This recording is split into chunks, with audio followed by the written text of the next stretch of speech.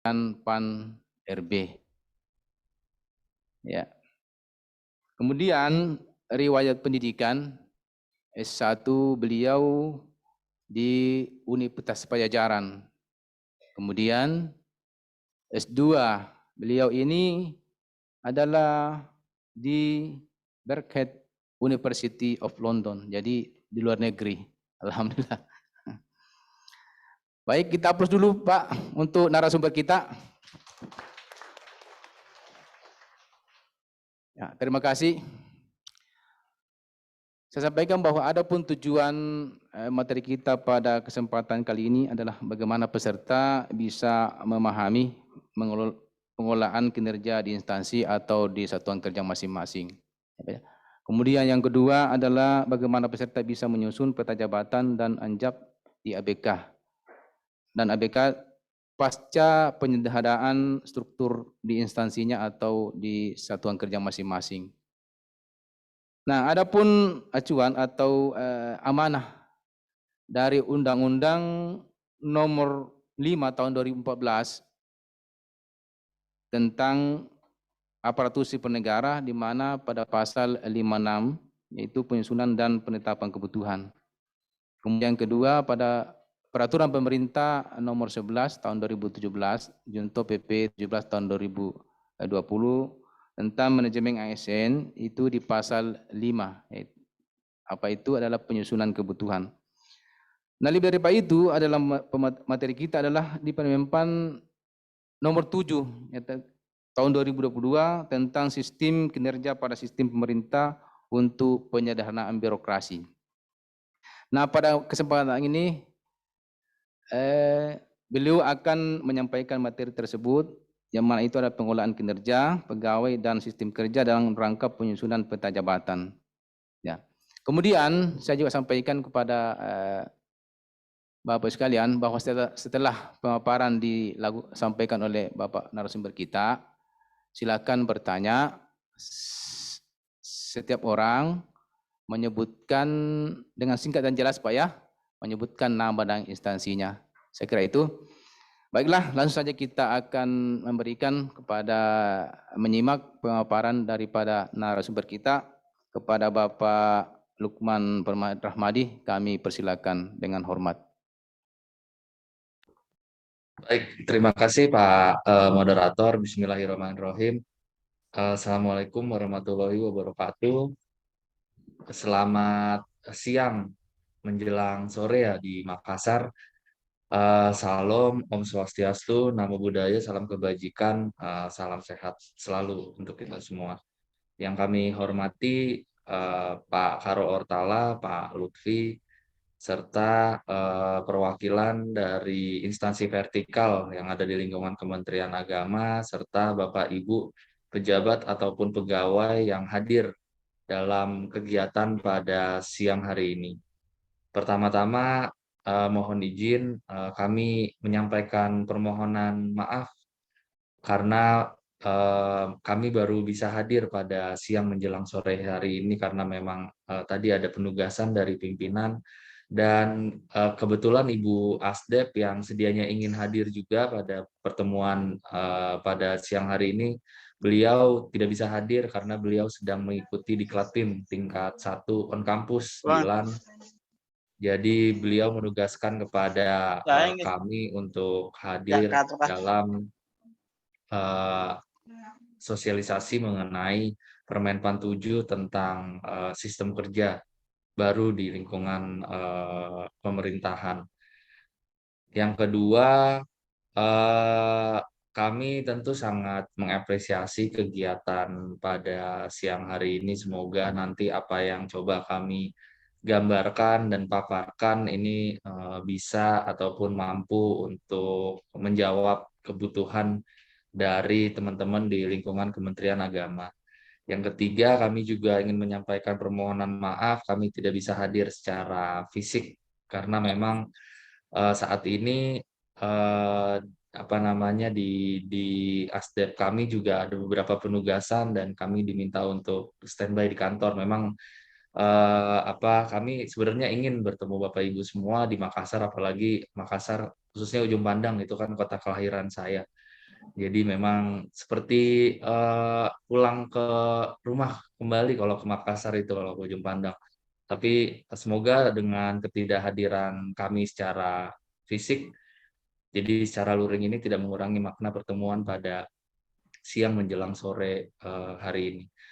Baik, mungkin secara umum Bapak Ibu, sebelum kita masuk ke dalam sistem kerja, kemudian urgensi kenapa dibutuhkan sistem kerja, mungkin kami akan mencoba menjelaskan mengenai penyederhanaan birokrasi terlebih dahulu. Mohon izin Bapak Ibu, Bapak Moderator, apakah bisa kami share screen? Karena masih di lock share screen-nya.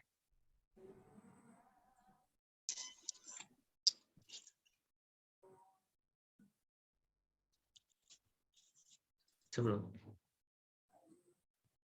izin belum bisa untuk share screen-nya. Ya, ditunggu Pak. Oh ya, baik.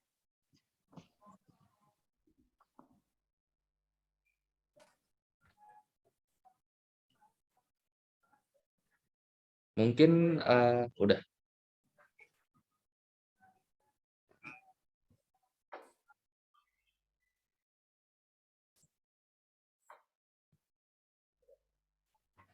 Baik, kami lanjutkan. Jadi memang berkaitan dengan sistem kerja pada instansi pemerintah untuk penyederhanaan birokrasi ini merupakan bagian dari penyederhanaan birokrasi yang saat ini sedang dicanangkan oleh pemerintah.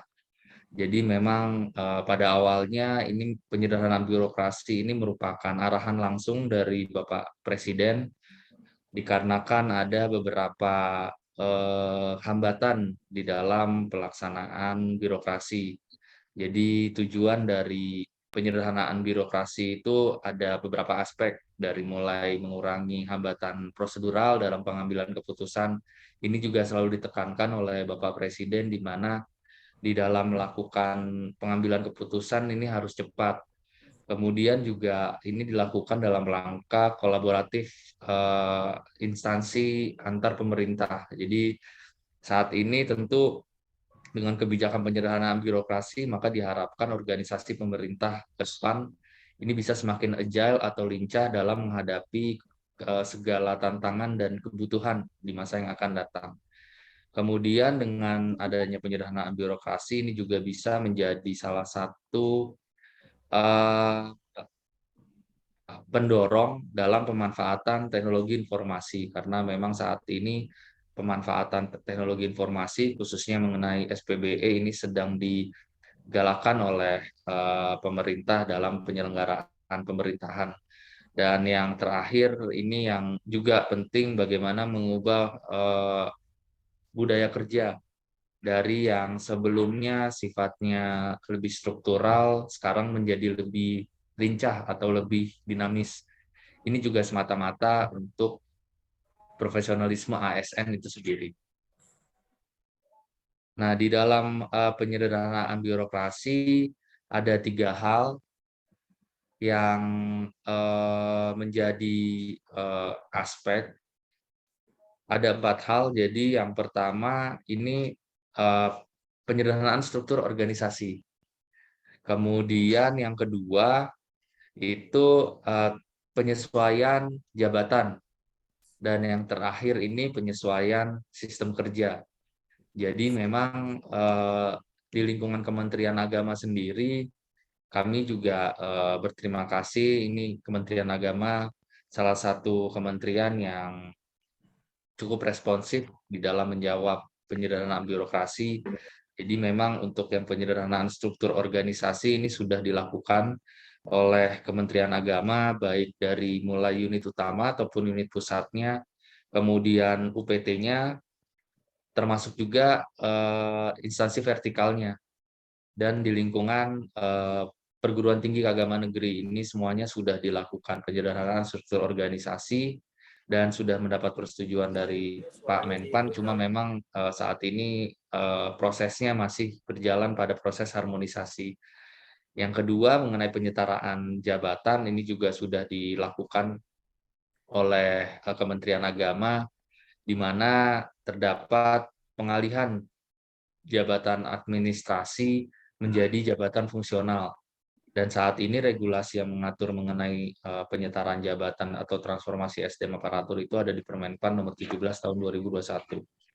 Nah, untuk yang penyederhanaan struktur tadi, ini juga sudah ada regulasinya di Permenpan 25 tahun 2021.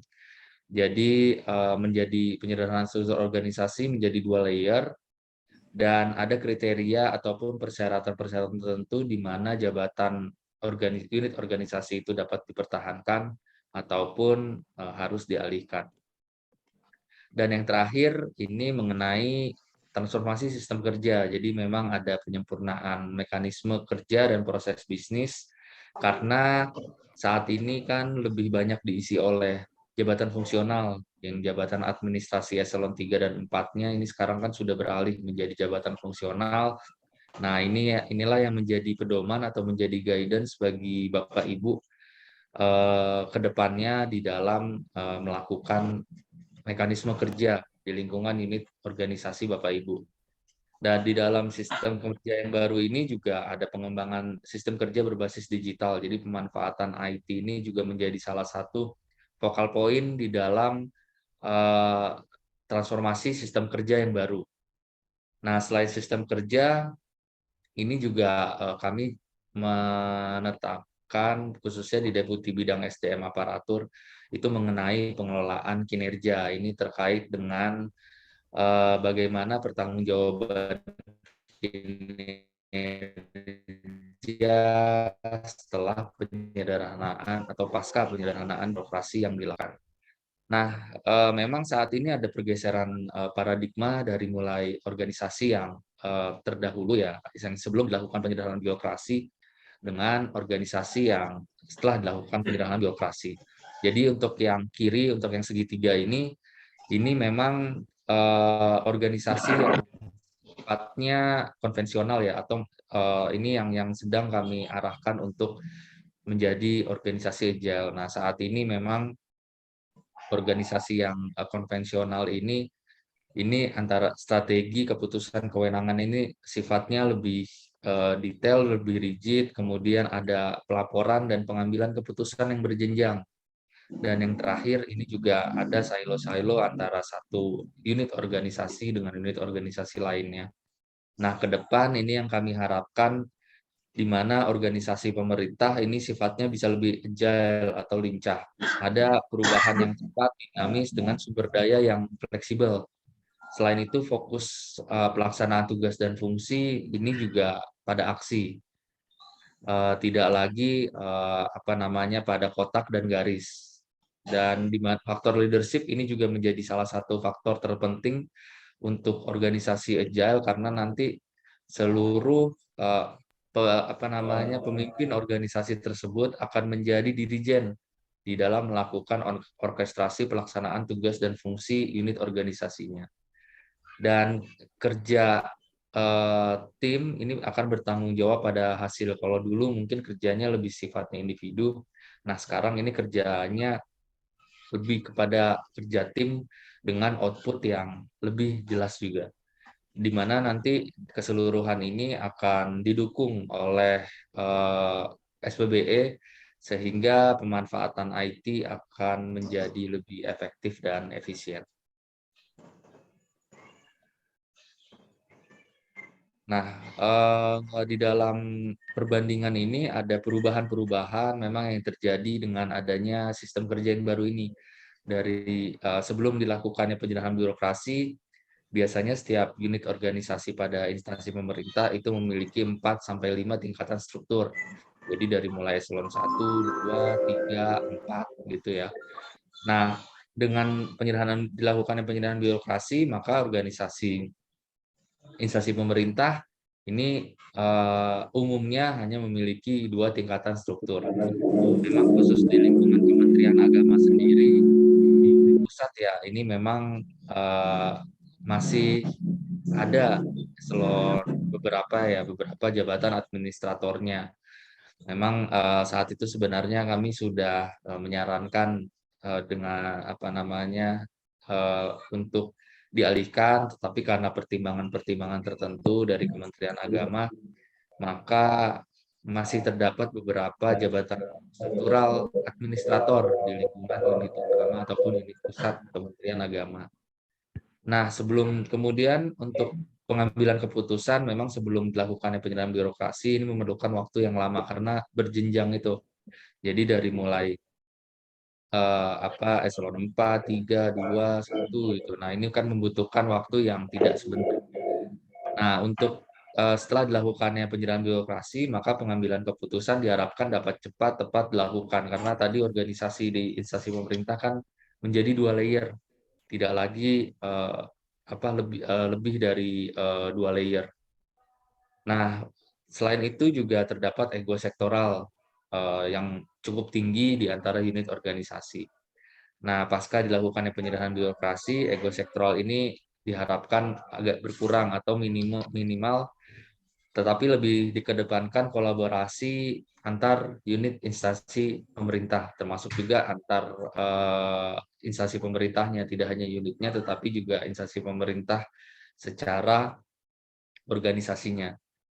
Nah, kemudian juga pejabat fungsional kurang mendapat apresiasi karir. Nah, sekarang dengan dialihkannya jabatan struktural menjadi jabatan fungsional, maka pejabat fungsional ini memegang peran penting dan memiliki karir yang tidak berbeda dengan jabatan struktural. Justru malah lebih menguntungkan jabatan fungsional dibandingkan dengan jabatan struktural. Nah, kemudian mindset sebelum dilakukannya penyerahan birokrasi, mindset dari pegawai biasanya lebih besar ke jabatan struktural. Nah, sekarang orientasi pegawai fokus untuk kinerja sebagai motivator karir. Karena ketika nanti kinerjanya baik, tentu nanti yang akan mendapat apresiasi ya apresiasi khususnya karir tentu pegawai tersebut.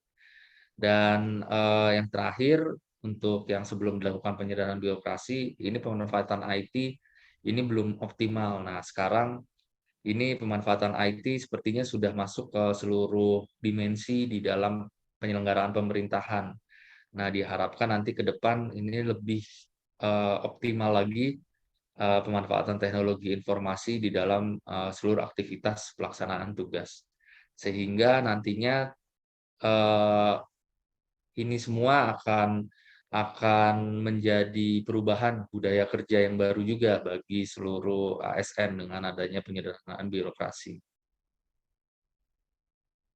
Nah, secara umum, gambaran umum konsep dasar mekanisme kerja instansi pemerintah mungkin seperti yang ada di dalam slide ini. Jadi, untuk yang level 1 ini kita analogikan sebagai JPT Madya, kemudian untuk level 2 ini kita analogikan sebagai JPT Pratama. Nah, ini mekanisme kerja ini pada instansi pemerintah atau pada unit utama atau unit pusat. Nah, nanti juga berbeda mekanisme kerjanya ketika masuk di UPT, instansi vertikal ataupun PTKN. Nah, memang ke depan jadi antar unit organisasi eselon 1 ini diharapkan akan terjadi kolaboratif di dalam pelaksanaan tugasnya. Selain itu juga kalau dilihat dari penggambaran ini di mana masing-masing unit organisasi ini bisa mudah untuk berubah secara fleksibel, changeable, dan movable.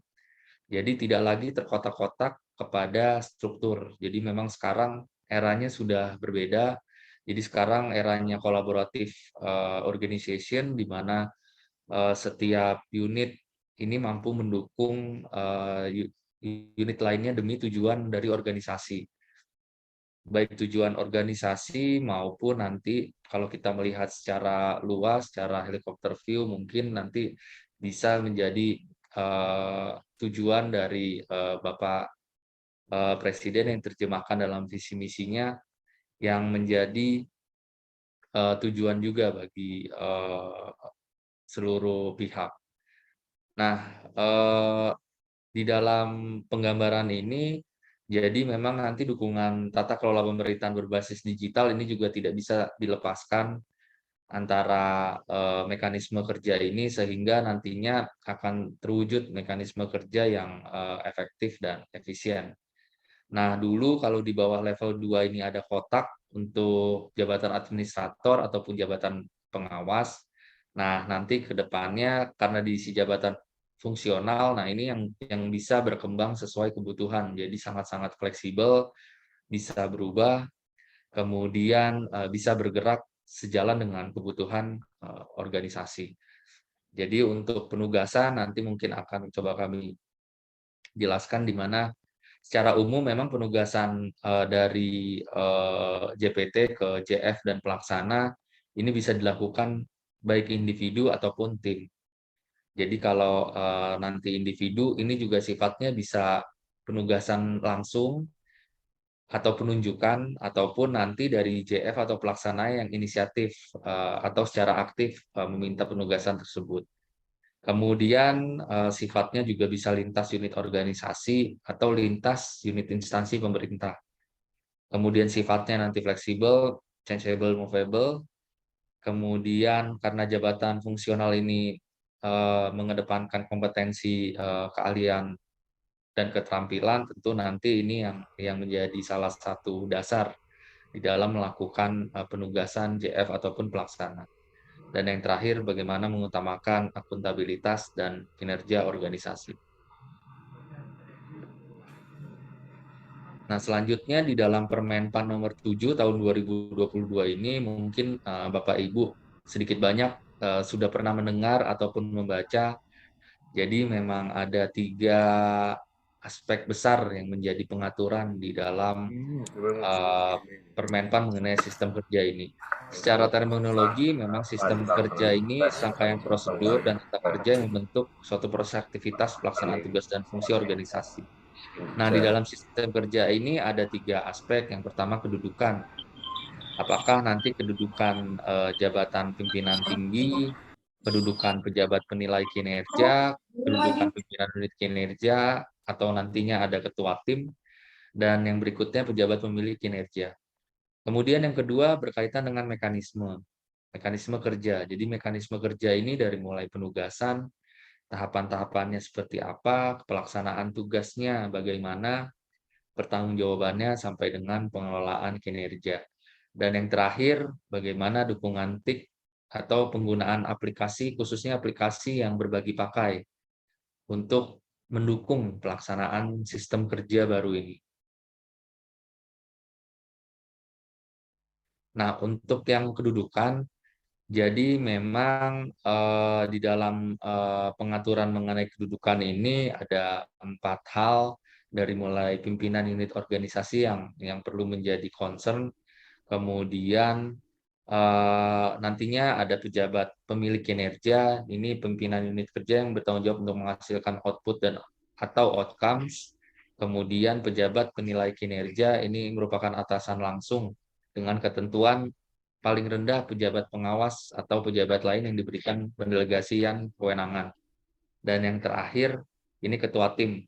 Jadi nanti memang ketika ada penugasan JF atau pelaksana yang sifatnya sebagai tim, tadi kan ada individu, ada juga tim. Nah, nanti memang ada ketua tim yang diberikan peran untuk mengordinasikan pelaksanaan tugas tersebut. Jadi memang nanti ketua tim ini mempunyai peran khusus di dalam tim tersebut untuk mengordinasikan ataupun melakukan monitoring terhadap penugasan yang diberikan oleh pimpinan unit organisasinya masing-masing. Nah, selanjutnya,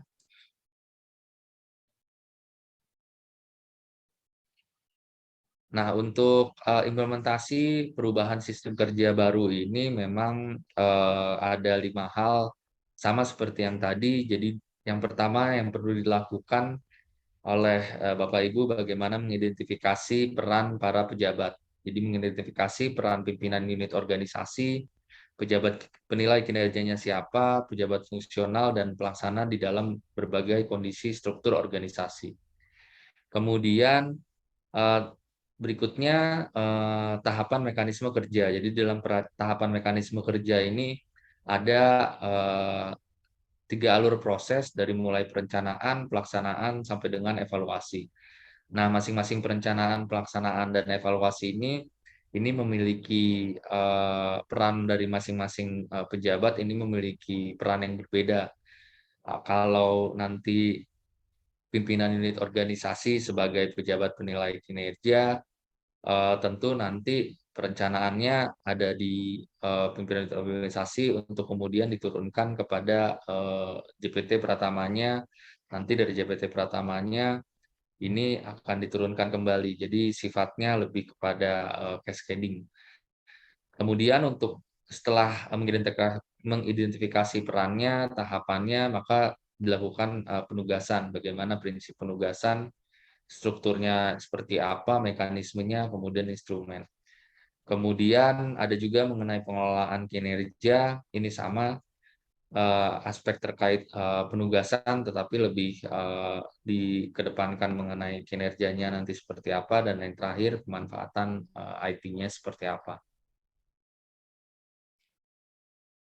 Nah, ini untuk perencanaan, ini sebagai salah satu contoh. Jadi memang di dalam Permenpan 7 ini mengenai sistem kerja ada 11 model. 11 model ataupun 11 tipe mekanisme organisasi, mekanisme kerjanya. Jadi ketika nanti pada unit pusat ya atau pada unit utama, maka perencanaan, pelaksanaan, evaluasinya ini kurang lebihnya sama seperti yang ada di paparan ini. Tapi nanti ketika modelnya pada UPT ataupun PTKN ini berbeda lagi karena memang dari 11 model itu yang telah kami identifikasi untuk yang UPT ini memang masih dimungkinkan ketika pejabat pengawas ini memimpin unit organisasi karena kan UPT itu sebagai unit yang mandiri ya, termasuk juga pada PTKN di mana PTKN kan untuk pimpinan tertingginya itu kan biasanya dosen yang diberikan tugas tambahan. Nah, ini juga ada eksepsional, jadi memang dimungkinkan nanti untuk rektor itu melakukan atau melakukan penyesuaian sistem kerja sesuai dengan Permenpan yang terbaru ini. Nah, jadi terkait dengan perencanaan, kalau bisa dibandingkan, jadi memang ada beberapa bentuk turunan ya dari mulai pejabat level 1, kemudian pejabat level 2 sampai dengan ketua tim, pejabat fungsional ataupun nanti pelaksananya. Jadi ketika nanti penyusunan dan penetapan PK dilakukan oleh eselon 1 dan eselon 2, nah ini akan terlihat masing-masing peran pimpinan unit organisasinya sebagai apa. Nah, nanti dari masing-masing peran ini yang akan diturunkan lagi menjadi masing-masing penugasan bagi ketua tim, pejabat fungsional, ataupun pelaksananya. Termasuk juga untuk yang di pelaksanaan dan terakhir di evaluasi. Jadi memang nanti bentuk turunan dari masing-masing pejabat level 1, level 2 sampai dengan ketua tim pejabat fungsional dan pelaksana ini akan terlihat secara jelas. Nah, ini alur pelaksanaan tugas atau alur penugasannya ini kami contohkan ketika pejabat level 1 itu dianalogikan sebagai JPT Madya, pejabat level 2 ini sebagai JPT Pratama, ini mungkin lebih cocok untuk di unit pusat ya, atau unit utama dari Kementerian Agama. Jadi ketika ada penugasan dimulai, maka disesuaikan dan dilihat dulu dari perencanaan kinerjanya, bagaimana penetapan PK-nya, kemudian setelah itu pejabat level 1 ini membagi dan menunjuk pejabat level 2 sebagai penanggung jawab pencapaian target kinerjanya. Setelah itu pejabat level 1 menugaskan JF dan pelaksana di bawah koordinasi pejabat level 2. Nah, ini tipe yang pimpinan unit organisasi juga sebagai pejabat penilai kinerja. Nah, setelah itu nanti untuk level pejabat level 2-nya nanti yang akan melihat apakah memang penugasan tersebut sebagai tim atau sebagai individu. Kalau sebagai tim, ini apakah diperlukan jabatan fungsional lintas unit organisasi. Kalau perlu, maka ada proses pelibatan JF lintas unit, kalau tidak, langsung ke arahan dan ekspektasi target kinerja. Nah, sama halnya dengan individu, tapi kalau individu ini biasanya langsung ke arahan dan ekspektasi target kinerja. Nah, setelah arahan dan ekspektasi target kinerja itu sudah dilakukan, maka nanti dari pejabat level 2 akan melihat kira-kira apakah diperlukan tim atau memang bisa penugasan atau penunjukan langsung JF. Ketika nanti dibutuhkan tim, nanti ketua tim kerja ini yang akan mengordinasikan. Jadi ketua tim ini merupakan jabatan fungsional atau pelaksana yang akan diberikan peran lebih khususnya untuk koordinasi. Nah, kemudian nanti setelah ketua tim ditunjuk, JF dan pelaksana anggota tim ini juga ditunjuk, termasuk juga JF dan pelaksana sebagai individu. Nah, nanti secara bersama-sama ini menyusun rencana pelaksanaan kegiatan dan anggaran untuk pencapaian target kinerjanya. Nah, setelah itu bersama-sama juga ini nanti menyusun rincian pelaksanaan kegiatan atau rincian tugasnya, bagaimana peran bagi masing-masing anggota tim kalau memang sifatnya diperlukan adanya tim, sampai dengan nanti eksekusinya bagaimana sampai dengan penyampaian hasil pelaksanaan kegiatan. Nah, nanti setelah menyampaikan hasil kegiatannya ini ke pejabat level 2, di mana nanti pejabat level 2 akan mereview hasil pelaksanaan kegiatan atau penugasan tersebut untuk disampaikan kepada pejabat level 1. Kalau pejabat level 1 sudah oke, maka penugasan tersebut selesai. Jadi ini merupakan gambaran alur penugasan secara sederhana, khususnya di lingkungan unit pusat suatu instansi pemerintah. Tetapi tidak berbeda jauh sebenarnya untuk yang 10 model lainnya hampir mirip, tapi nanti mungkin yang membedakan di peran masing-masing pejabatnya, termasuk juga apakah ada pejabat level lebih dari 2.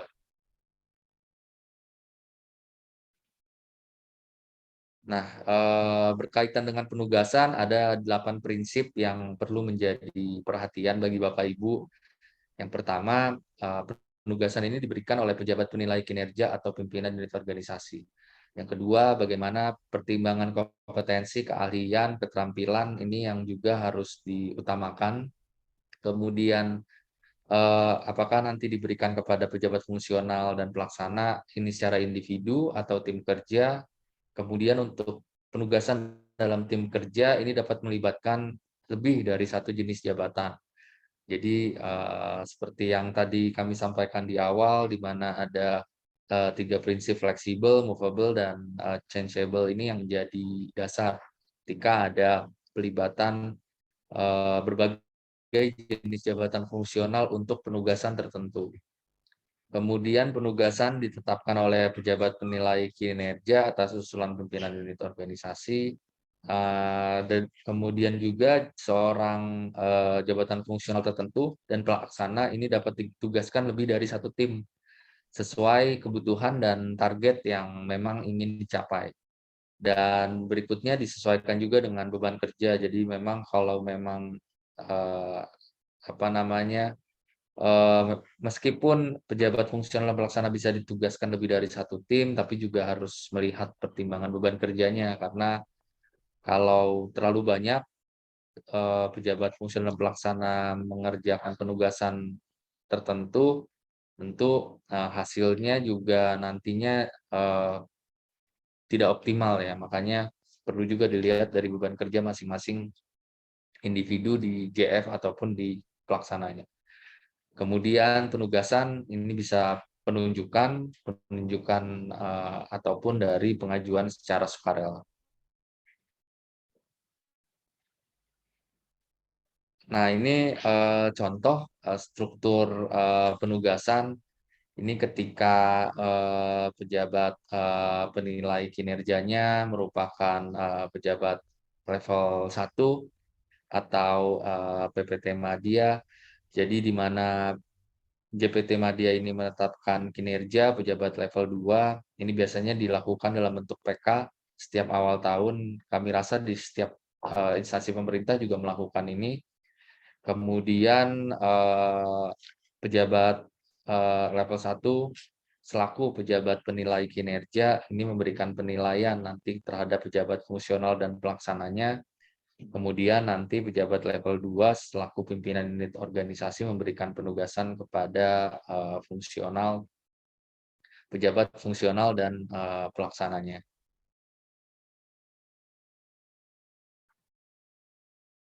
Ini juga apabila pejabat penilai kinerja sebagai pimpinan unit organisasi, ini juga struktur penugasannya ini seperti yang digambarkan di dalam paparan, prosesnya sama dari mulai dilakukan perjanjian kinerja sampai dengan nanti penugasannya.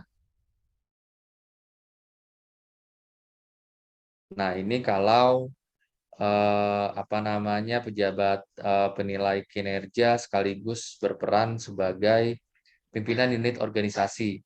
Jadi misalkan ada UPT eselon 3 atau UPT eselon 4 ataupun pejabat fungsional, ini maksudnya yang ada di lingkungan PTKN ya, atau PPT Pratama, misalkan Kanwil di lingkungan Kementerian Agama. Nah, ini juga bisa menjadi salah satu dasar di dalam melakukan struktur penugasan, di mana pejabat penilai kinerja ini sekaligus berperan sebagai pimpinan unit organisasi. Jadi pimpinan unit organisasi selain memberikan penilaian kinerja, juga memberikan penugasan bagi pejabat fungsional dan pelaksana. Nah, berkaitan dengan mekanisme penugasan tadi sudah kami sampaikan ada dua penugasan ya, dua mekanisme. Yang pertama melalui penunjukan, ini penugasan langsung kepada jabatan fungsional atau pelaksana oleh oleh pejabat penilai kinerja atau pimpinan unit organisasi untuk melaksanakan kinerja tertentu. Dan yang kedua ini berkaitan penugasan yang sifatnya pengajuan secara sukarela. Jadi yang aktif ini pejabat fungsional dan pelaksananya untuk melaksanakan kinerja tertentu. Nah, untuk penunjukan ini juga bisa di dalam unit organisasi ataupun lintas unit organisasi, termasuk juga lintas instansi. Nah, kalau pengajuan sukarela memang lebih terbatas ya, lebih ada limitatifnya, hanya ada di dalam unit organisasi maupun lintas unit organisasi di dalam instansi pemerintah tersebut. Jadi memang tidak bisa lintas instansi pemerintah kalau yang pengajuan sukarela.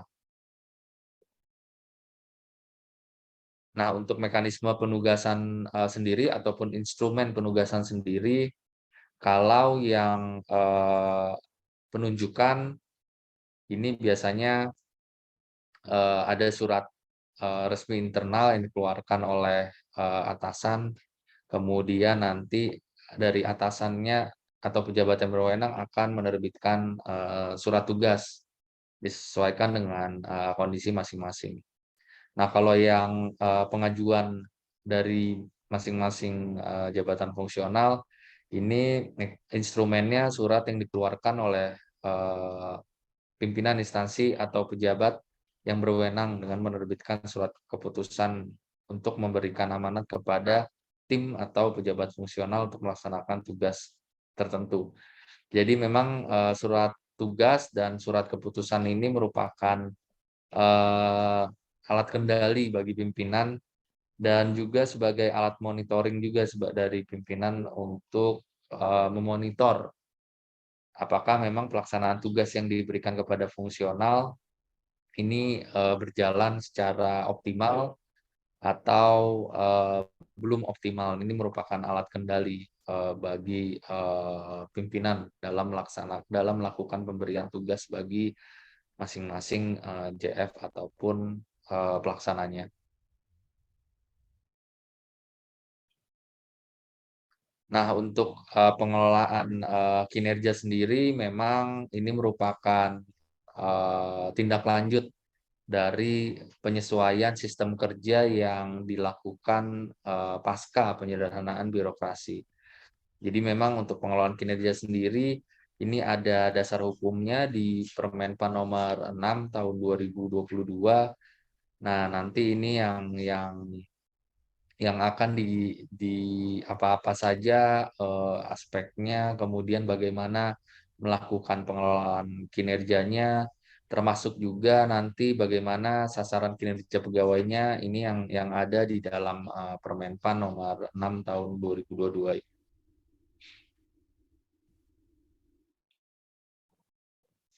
Ini juga termasuk di dalam pengelolaan kinerjanya bagaimana peran dari masing-masing pimpinan unit organisasinya, kemudian bagaimana peran dari ketua tim kerja apabila penugasan yang diberikan memerlukan pewadahan di dalam bentuk tim. Jadi memang peran ketua tim ini memang dari mulai koordinasi, kemudian membagi peran masing-masing anggota tim sesuai kompetensinya, kemudian melaporkan hasil kinerjanya kepada pejabat penilai kinerja, dan lain sebagainya. Tapi secara umum ini empat hal yang menjadi peran dari dan tanggung jawab dari ketua tim kerja. Dan untuk pimpinan unit organisasi juga sama. Nah, untuk pemanfaatan IT itu sendiri, jadi memang di dalam melaksanakan layanan administrasi ataupun di dalam melaksanakan pemanfaatan aplikasi SPBE ini penyelenggaraan administrasi pemerintahannya yang lebih difokuskan untuk dilakukan digitalisasi.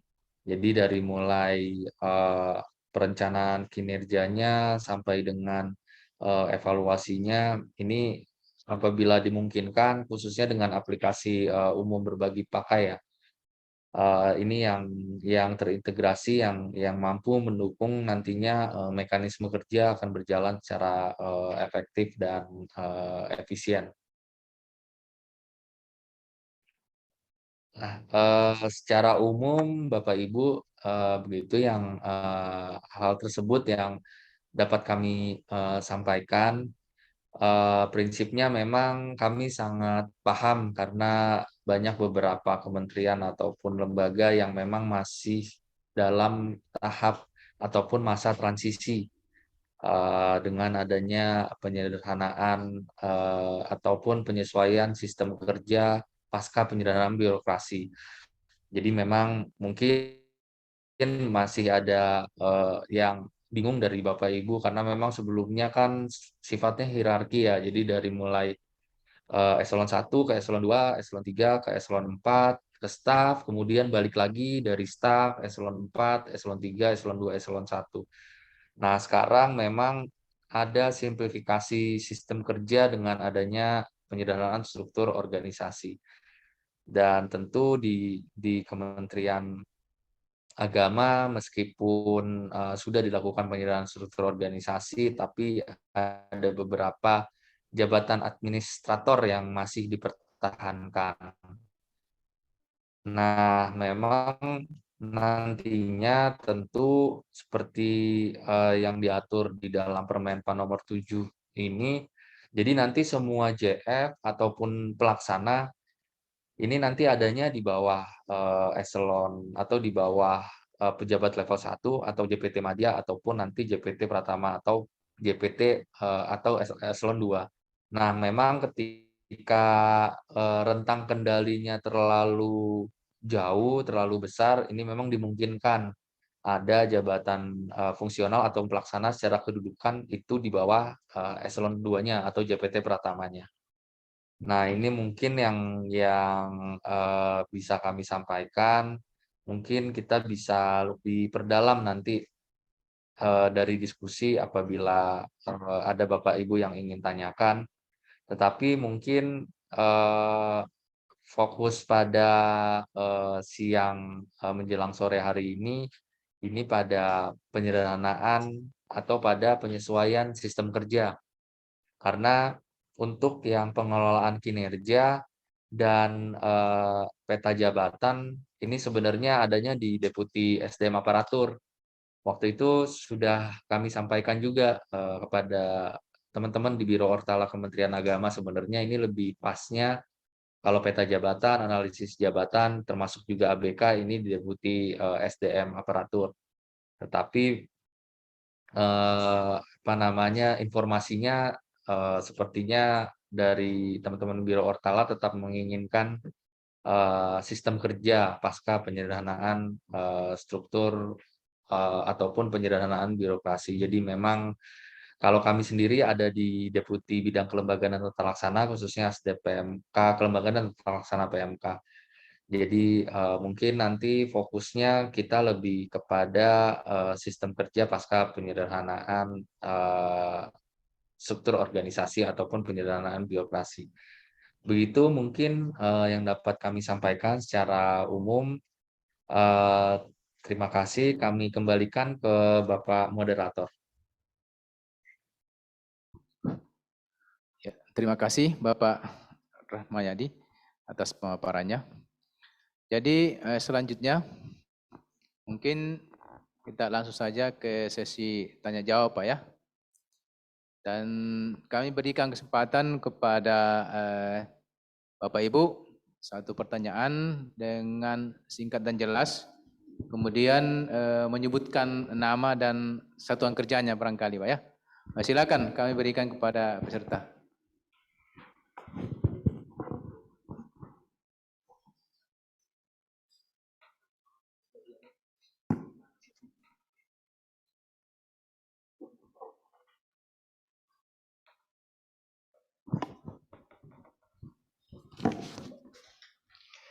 Baik, terima kasih. Bismillahirrahmanirrahim. Assalamualaikum warahmatullahi wabarakatuh. Saya Muhammad Armin dari Stein Majene. Ya, saya tertarik dengan Mas Lukman tadi di slide kedua terakhir mengenai pengelolaan kinerja, yang meskipun tadi disampaikan bahwa fokusnya ke sistem kinerja ya. Ini juga mohon izin antara sistem kerja dengan pengelolaan kinerja, sekat utamanya sebenarnya ada di mana gitu menurut Mempan ya, Kemenpan. Di situ disebutkan bahwa pengelolaan kinerja ini kalau urutannya secara hierarki itu dari berupa dokumen perencanaan ya, perencanaan kinerja, penjabarannya melalui proses cascading dan penetapan kinerja. Kalau mengenai kinerja, saya kira metodenya kita bisa sepakat bahwa struktur follow strategi Pak Lukman ya, bahwa struktur yang ada itu adalah mengikuti strategi.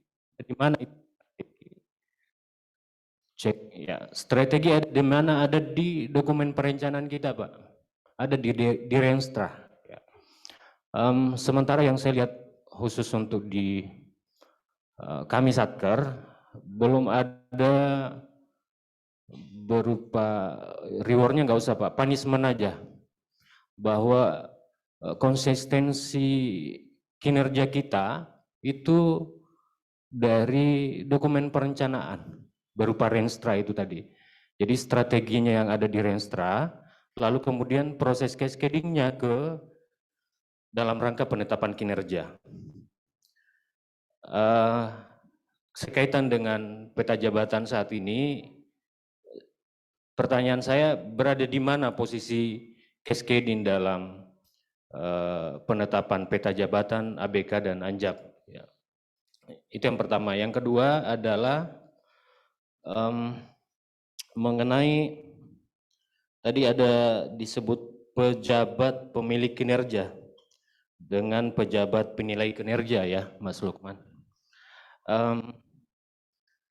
Yang kami pahami bahwa setiap yang baik pelaksana administrasi maupun fungsional itu seluruhnya adalah pejabat, Pak. Pejabat yang diharapkan memiliki kinerja.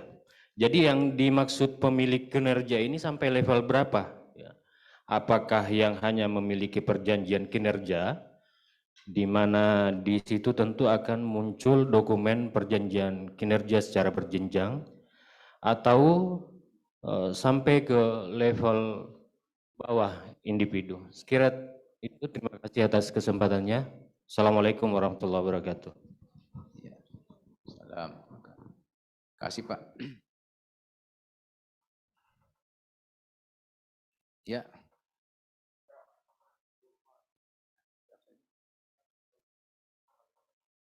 Oh iya, silakan Pak, satu lagi.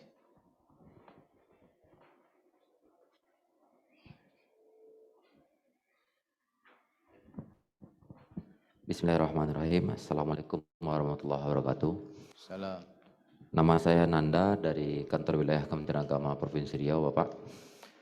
Izin untuk mendapatkan pencerahan terkait dari sistem kerja yang salah satu tadi dibunyikan ada ketua tim, Pak ya. Nah, ketua tim ini apakah akan sama persis seperti jabatan struktural lama, Pak? Artinya hanya ditunjuk satu ketua tim untuk mengordinasikan seluruh pekerjaan yang ada pada unit tersebut. Atau apakah masing-masing pekerjaan nantinya akan bisa dibentuk ketua tim? Contohnya kami di subbagian kepegawaian gitu Pak ya, kepegawaian dan hukum. Nah itu kan pekerjaannya cukup banyak. Ada terkait dengan kenaikan pangkat, ada terkait dengan UPKP, ada terkait dengan pencantuman gelar, kemudian terkait dengan mutasi gitu Pak ya. Nah, apakah masing-masing itu nanti bisa dibentuk ketua tim atau hanya memang ditunjuk satu ketua tim saja? Dan kalau memang hanya ditunjuk satu ketua tim, berapa lama periodisasinya?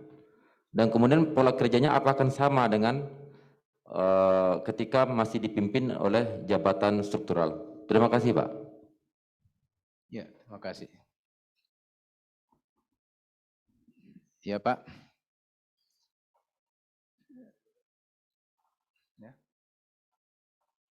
Ya, silakan, Pak. Untuk yang pertama dari Pak Muhammad dari Stein, Majene,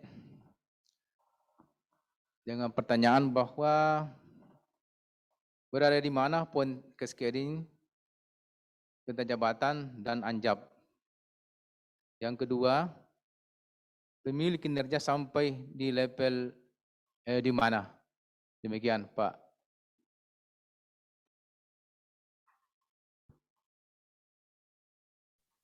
Ya, baik Pak.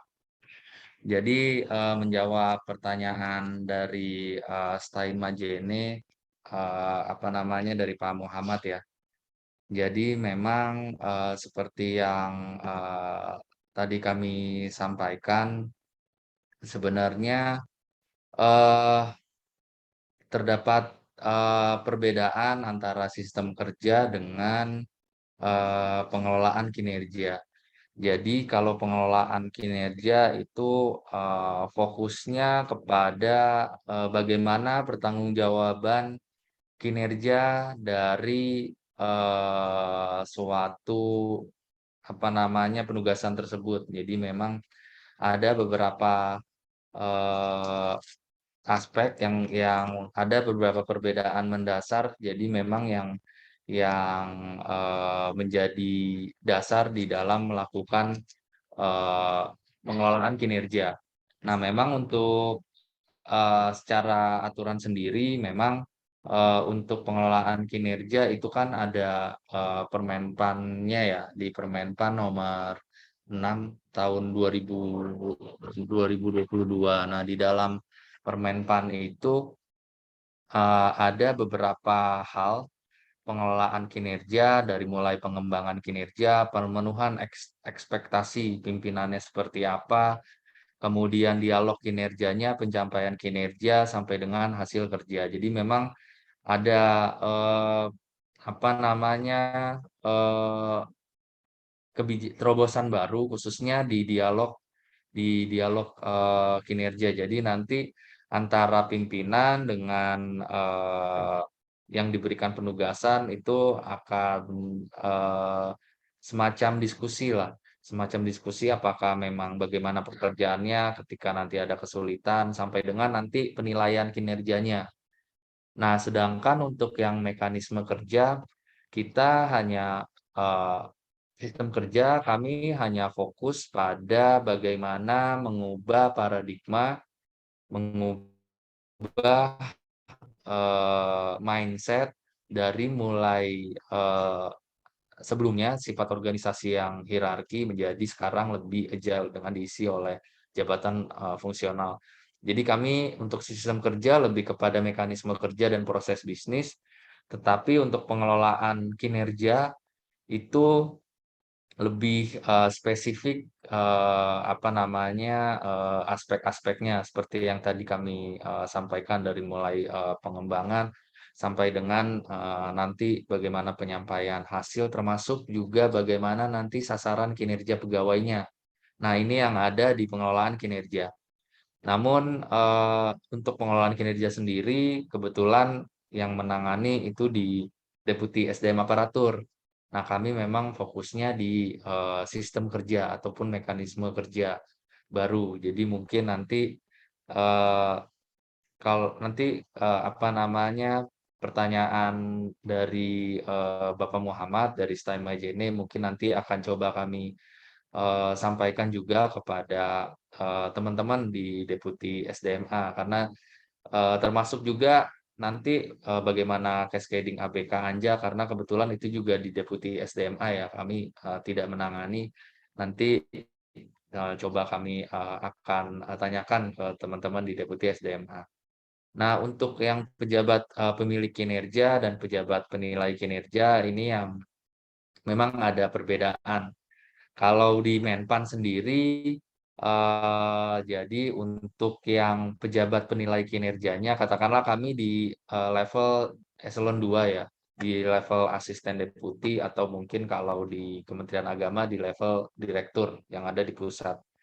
Nah, jadi pejabat penilai kinerjanya itu eselon satunya atau deputinya atau dirjennya. Nah, pejabat pemilik kinerjanya itu adanya di eselon 2-nya. Jadi nanti yang pemilik kinerjanya di eselon 2 nanti kan akan dinilai nih sama pejabat penilai kinerja yang menjadi peran dari eselon satunya. Nah, kemudian untuk menjawab pertanyaan yang kedua, mohon maaf tadi dari teman-teman di kantor Kementerian Agama ya, apakah akan sama persis jabatan struktural dengan apakah akan sama persis jabatan struktural lama atau masing-masing akan dibentuk ketua tim gitu. Jadi memang untuk dengan adanya penyederhanaan struktur organisasi, penyetaraan jabatan, termasuk juga penyesuaian sistem kerja, tentu nanti budaya kerja struktural yang dulu ini kami harapkan tentu perlahan-lahan akan terminimalkan karena memang saat ini kan eranya atau rezimnya ini tidak lagi terkotak-kotak seperti zaman dulu. Ini sekarang kan sifatnya lebih kepada kolaboratif organization. Jadi setiap organisasi ini bisa lebih kolaborasi lagi antar unit organisasinya. Jadi tentu akan sangat berbeda nantinya sih bagaimana sifat pengambilan keputusannya, kemudian bagaimana sifat hierarki jenjang koordinasinya ini tentu akan berbeda. Nah, nanti tentu dimungkinkan saja ketika masing-masing pekerjaan atau masing-masing penugasan akan dibentuk tim.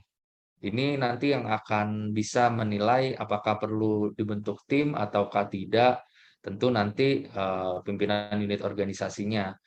Jadi ketika ada pekerjaan yang sifatnya atau skupnya besar, tentu memang sebaiknya dibuat dalam bentuk tim. Tapi kalau kira-kira sifat ataupun karakteristik penugasannya atau pekerjaannya ini bisa kepada individu, ya lebih baik diberikan penugasan atau penunjukan secara individu.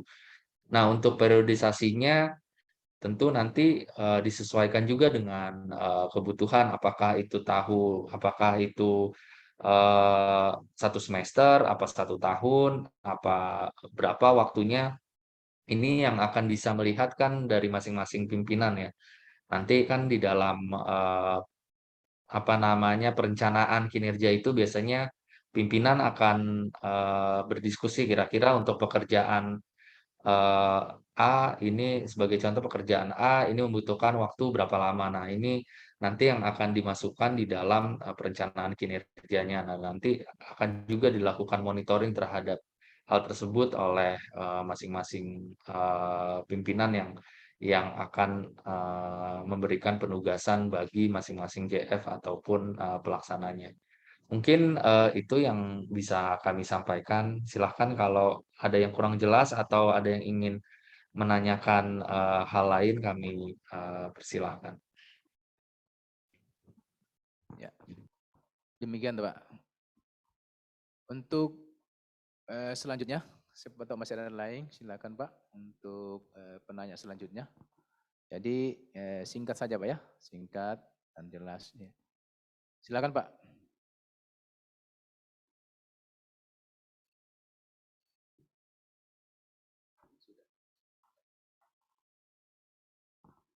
Ya.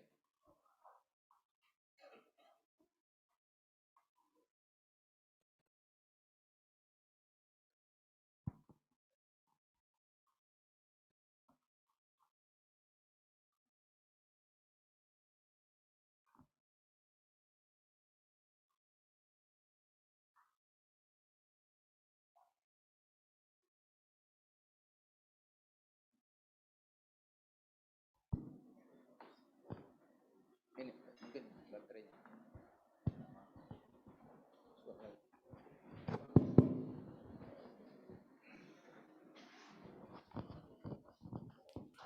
Assalamualaikum warahmatullahi wabarakatuh. Nama saya Jaiduddin dari UIN Sumatera Utara Medan.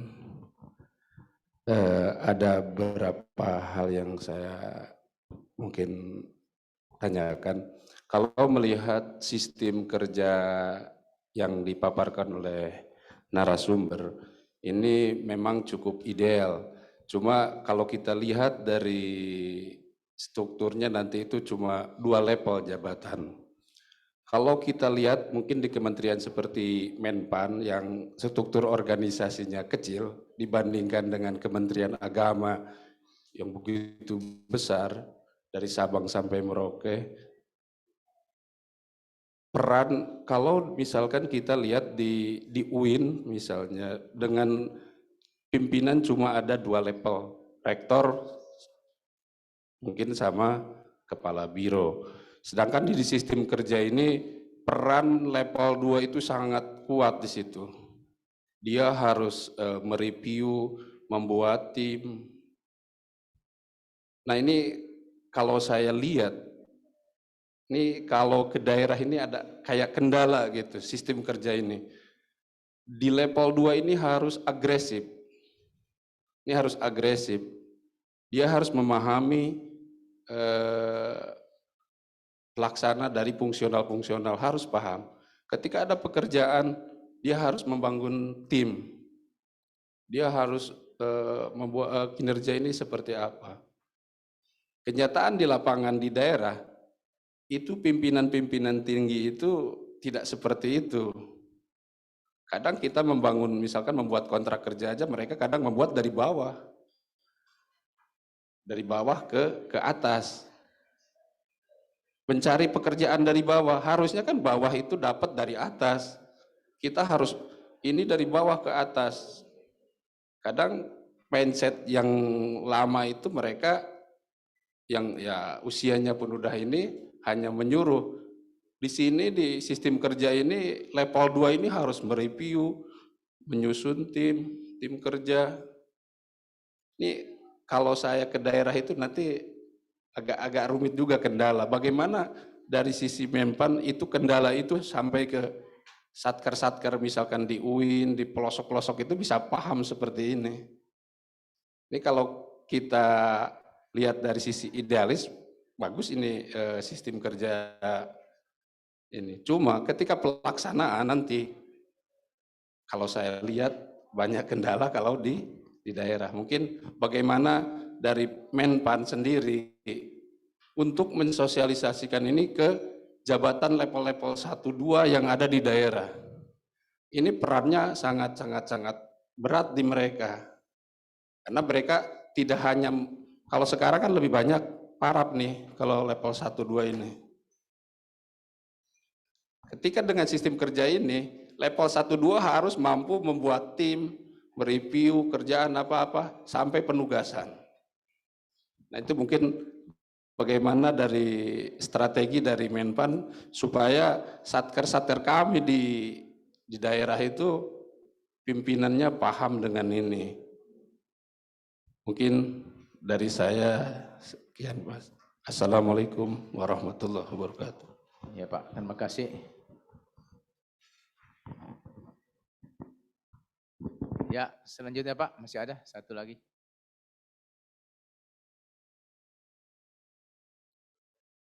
Atau langsung aja Pak dijawab. Silakan Pak, dijawab. Bagaimana strategi Menpan terkait dengan mensikapi hal demikian? Iya, baik. Terima kasih Pak Jaizulim dari UIN Medan ya, UIN Sumatera Utara. Jadi memang pertanyaannya menarik sih. Jadi kami juga sangat paham sih tidak semua kementerian, jangankan pemerintah daerah, di tingkat pusat saja masih ada yang kami temukan ya berdasarkan pengalaman kami, masih ada beberapa kementerian lembaga yang memang karena mungkin ini masih masa transisi ya. Jadi memang rasa strukturalnya itu masih ada. Jadi ketika seseorang individu itu sudah dialihkan menjadi jabatan fungsional mulai dari jabatan administrator ya eselon 3 jadi jabatan fungsional itu sifat sifat hierarkinya itu atau sifat strukturalnya itu belum pudar seluruhnya. Itu memang kami masih temukan sih di beberapa kementerian lembaga. Jadi apalagi di pemerintah daerah termasuk juga mungkin unit-unit unit UPT atau PTKN itu yang ada di daerah. Memang kami sangat paham kalau ini kadang-kadang agak masih membingungkan dan belum seluruhnya implementatif gitu. Jadi memang kami selalu menghimbau sih karena ini kan mekanisme kerja yang baru, mungkin masing-masing dari kementerian lembaga masih melakukan penyesuaian dan kami juga beberapa kali ini melakukan sosialisasi juga tidak hanya di pemerintah pusat tapi juga di pemerintah daerah. Nah, kebetulan hari ini atau kemarin ini ada teman-teman kami juga yang ke Medan melakukan sosialisasi Permenpan 7 ini.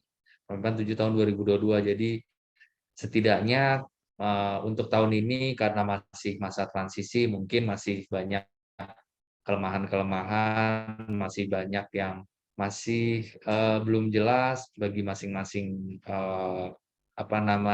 unit organisasinya ataupun peran dari masing-masing pimpinannya. Tapi kami harapkan tentu ke depan khususnya tahun depan ya sudah mulai bisa sistem kerja ini diaplikasikan lebih menyeluruh lagi.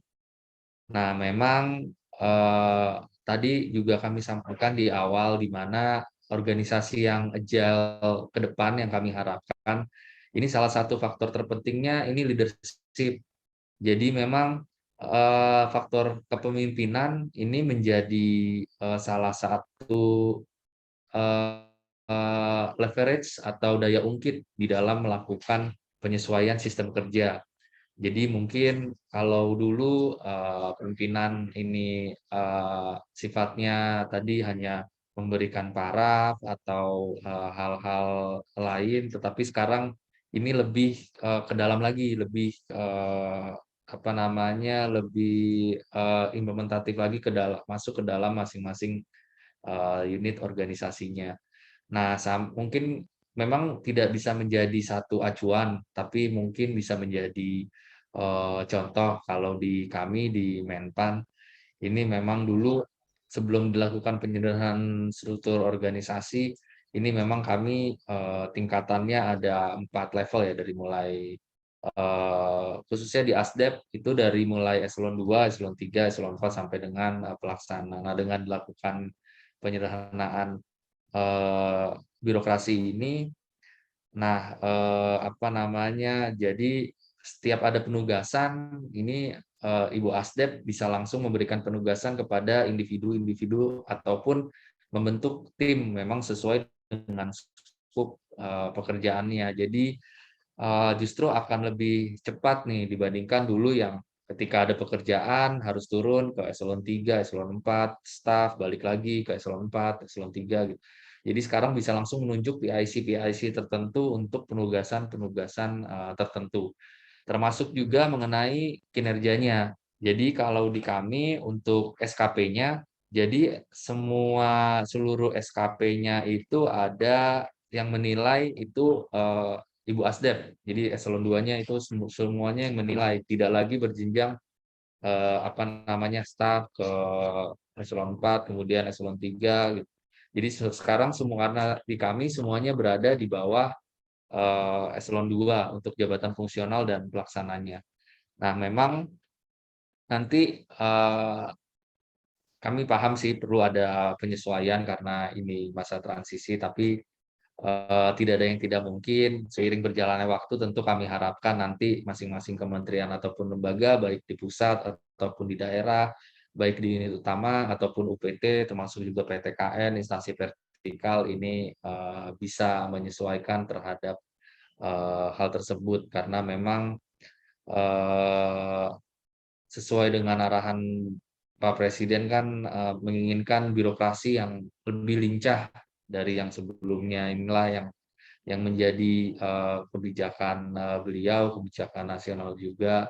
Jadi dan sekarang juga eranya selain era fungsional karena itu menjadi focal point juga mengedepankan kompetensi dan keahlian. Karena jabatan fungsional itu memang kompetensinya itu keahlian ataupun keterampilan. Jadi tentu nanti masing-masing JF yang sudah dialihkan ini bisa memiliki spesifikasi atau keahlian atau skill khusus yang memang dibutuhkan oleh unit organisasinya. Kalau dulu kan memang lebih homogen ya unit organisasinya karena fokus kepada struktur organisasi. Nah, sekarang kan heterogen, jadi bisa saja nanti ketika ada penugasan tertentu di dalam pimpinan unit organisasi memberikan beberapa jenis jabatan fungsional yang memang terkait pada penugasan tersebut. Misalkan penugasan mengenai penyusunan kebijakan moderasi beragama gitu. Bisa saja nanti ada analis kebijakannya di situ, ada perancang peraturan perundang-undangannya di situ, kemudian ada mungkin penyuluh agamanya atau lainnya gitu. Jadi memang ini yang menjadi salah satu terobosan juga agar seluruh unit organisasi bisa lebih agile, kemudian lebih adaptif terhadap perubahan, sehingga menjawab tantangan dan kebutuhan dari lingkungan strategis yang ada di masing-masing unit organisasi. Mungkin itu Pak dari UIN Sumut yang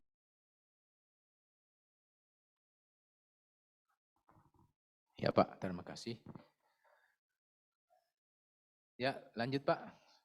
Masih ada? Silakan yang ada pertanyaan. Si ada waktu Pak.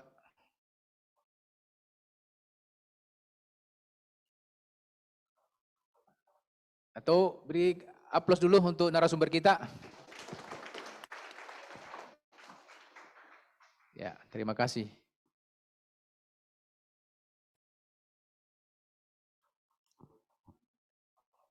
Ya, saya kira sudah cukup. Kalau memang sudah tidak ada pertanyaan lagi,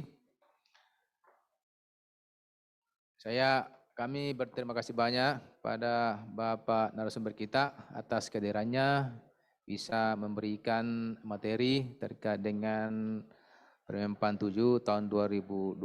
Nah, adapun kesimpulan daripada apa yang dipaparkan oleh beliau adalah yang pertama adalah bagaimana efektivitas dan efisiensi daripada sistem kerja. Yang kedua adalah pencapaian tujuan organisasi bisa tercapai. Kemudian pengoptimalan SDM. Ya, mudah-mudahan di Kementerian Agama ini betul-betul bisa mengoptimalkan Oh Pak, ini yang ada. ini kegiatan sama yang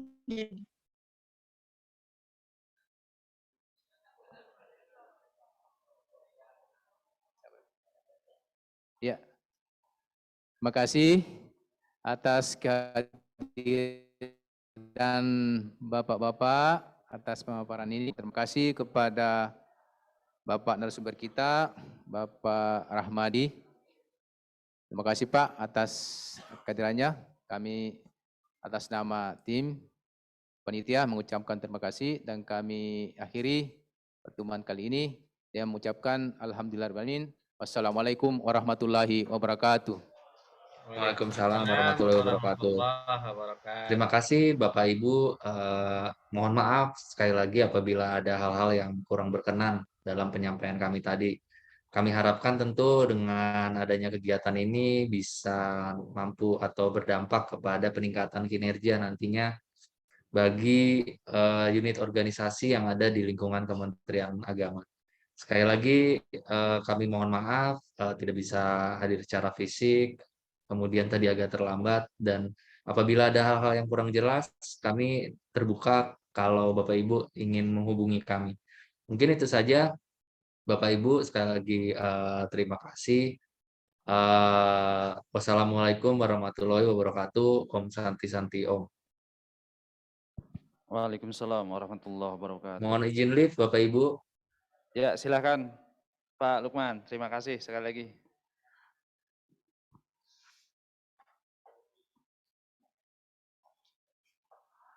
Baik Bapak Ibu yang kami hormati, itulah tadi penyampaian materi tentang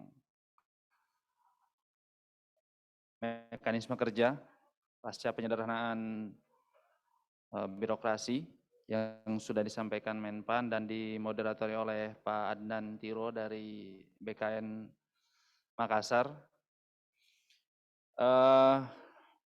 Mungkin ada beberapa hal yang perlu disampaikan pada sore hari ini. Untuk besok, seperti yang sudah disampaikan bahwa kita langsung ke breakout ya. Ke breakout. Berapa room, Pak? 2. Untuk room pertama Kanwil dengan BDK ya?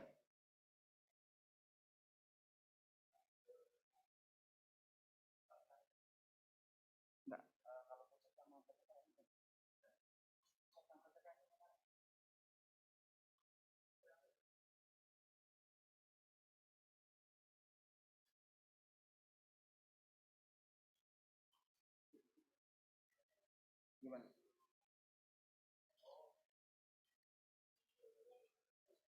Oh iya.